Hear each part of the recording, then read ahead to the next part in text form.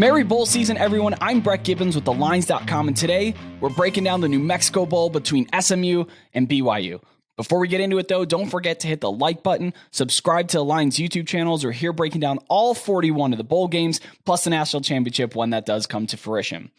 Well, let's dive into it. The New Mexico Bowl. We got SMU a 3.5 point favorite over BYU. This game kicks off Saturday, December 17th, 7:30 p.m., and it's broadcast on ABC. So make sure that you are tuned in to the correct channel here. It's not on ESPN. This is an ABC game. It's got an over-under of 64 points. It's played at University Stadium or Dream Style Stadium, however you like to refer to it as, in Albuquerque, New Mexico, making it one of 12 FBS stadiums that also houses a bowl game.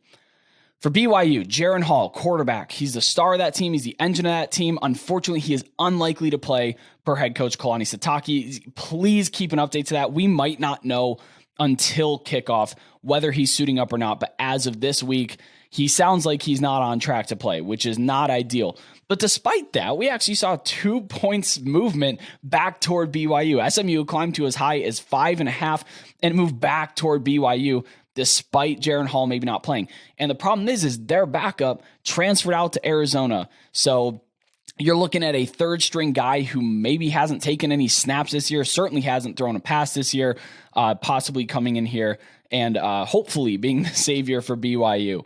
But on the other side, Tanner Mordecai, he should play. I don't think he's confirmed that he's played yet, but everything's kind of pointing to him playing. But star receiver Rashee Rice, he won't. He's injured and he's heading to the NFL, so he is not playing in this. If Mordecai is a very late opt-out, if he's a surprise opt-out, don't be scared out of SMU. They have this kid, Preston Stone. He's a 4-star, highly touted recruit. He's an ample replacement, fits in that system really well.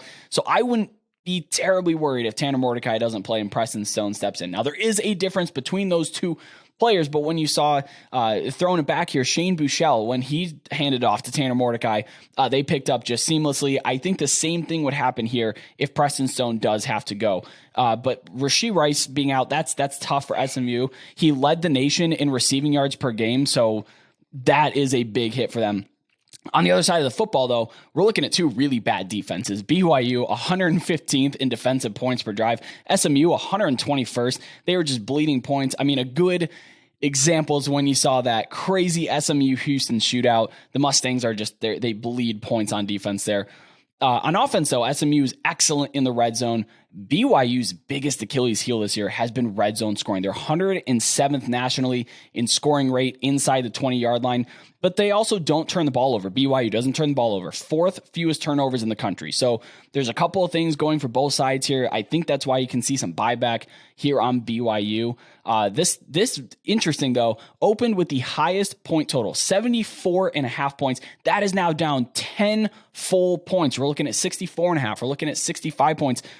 I think that's an overcorrection. I think we can bet over 64.5 points here, even if Jaren Hall doesn't play. Again, the SMU defense is just poor. They're bad against a run. They're bad against a pass. They don't force turnovers. They don't get stops on third down or in the red zone. So I'm comfortable betting over 64.5, 65, whatever number you can find here.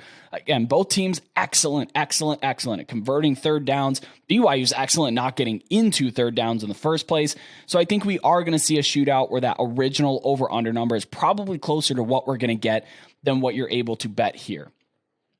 But hop on over to our Discord channel where you can connect with over 4,000 sports betting fans, get live updates via the college football server. If you go click on the hashtag roll server, drop an emoji under my name, you'll get notifications every time I place a bet, my live bowl bets all December long. That way you get the best number. You don't have to rely on these videos that exist in a certain amount of time and aren't updated. You can hop into Discord and get those live bets, get the best number at all times. You can also find great nuggets. I'm not the only one dropping stuff in there. All the folks that are in there chatting about the bowl games, they're dropping a lot of knowledge in there. So make sure you got player opt-out news, you got market movement, you got fun trends, all those good stuff. You can find that in our Discord. But also don't forget to subscribe to the Lines YouTube channel for daily bowl videos just like this one. Comment what side you lean. This is a high point total, high variance game. Who do you think is going to win this game? Please drop that in the comments. Let us know on Twitter. Let me know on Twitter at Road to CFB. But thanks always for watching. I'm Brett Gibbons and have a very merry bowl season.